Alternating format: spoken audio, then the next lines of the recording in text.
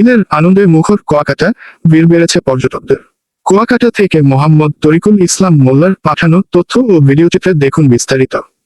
পটুয়াখালীর কুয়াকাটা সমুদ্র সৈকতে ঈদের দিন সকালে বৃষ্টির কারণে কিছুটা নিস্তব্ধতা থাকলেও বিকেল গড়াতেই ধীরে ধীরে বাড়তে শুরু করে পর্যটকদের আগমন। বৃষ্টি থামার পরপরই দলে দলে পর্যটকরা সৈকতে ভিড় করতে শুরু করেন। ঈদের দ্বিতীয় দিন রবিবার 22 মার্চ সকাল থেকেই দেখা যায় পর্যটকদের ব্যাপক উপস্থিতি।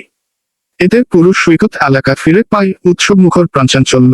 পরিবার পরিজন নিয়ে আগত দর্শনার্থীরা উপভোগ করছেন সমুদ্রের ঢেউ, শীতল বাতাস ও প্রাকৃতিক সৌন্দর্য। ঢাকা থেকে আসা পর্যটক মোহাম্মদ রাকিব হাসান বলেন, ঈদের ছুটিতে কুয়াকাটায় এসে খুব ভালো লাগছে। পরিবার নিয়ে দারুণ সময় কাটাচ্ছি। বরিশাল থেকে আসা পর্যটক সাবিনা ইয়াসমিন বলেন, সৈকতের পরিবেশ এখন অনেক সুন্দর ও উপভোগ্য। বাচ্চারা খুব আনন্দ করছে। চট্টগ্রাম থেকে আসা পর্যটক ইমরান হোসেন বলেন, ভিড় থাকলেও ব্যবস্থাপনা ভালো, নিরাপত্তা নিয়েও সন্তুষ্ট। স্থানীয় পর্যটন ব্যবসায়ী আব্দুল জলিল মিয়া বলেন, ঈদের ছুটিতে পর্যটক অনেক বেড়েছে, আমাদের ব্যবসাও ভালো হচ্ছে। মিম রেস্টুরেন্টের মালিক ব্যবসায়ী মোহাম্মদ কাউসার বলেন, এবার পর্যটকদের চাপ বেশি, বিক্রিও আগের তুলনায় বেড়েছে। পর্যটকদের নিরাপত্তা নিশ্চিত করতে সার্বক্ষণিক দায়িত্ব পালন করছেন ট্যুরিস্ট পুলিশ। পাশাপাশি আইন শৃঙ্খলা পরিস্থিতি স্বাভাবিক রাখতে সক্রিয় রয়েছেন মহিপুর থানা পুলিশ।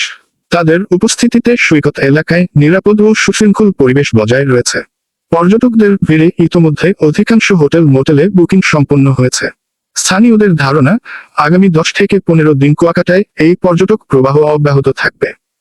এদিকে ঈদের দিন উপজেলা নির্বাহীর কর্মকর্তা কাউসার হামিদ নিজ হাতে সৈকত পরিষ্কার কার্যক্রমে অংশ নেন, যা দায়িত্ববোধ ও জনসেবার এক উজ্জ্বল দৃষ্টান্ত হিসেবে প্রশংসিত হয়েছে।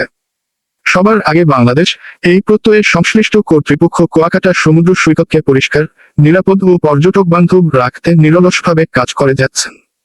সব মিলিয়ে এবারের ঈদের ছুটিতে কুয়াকাটা আবারও পরিণত হয়েছে দেশের অন্যতম ব্যস্ত ও আকর্ষণীয় পর্যটন কেন্দ্রে।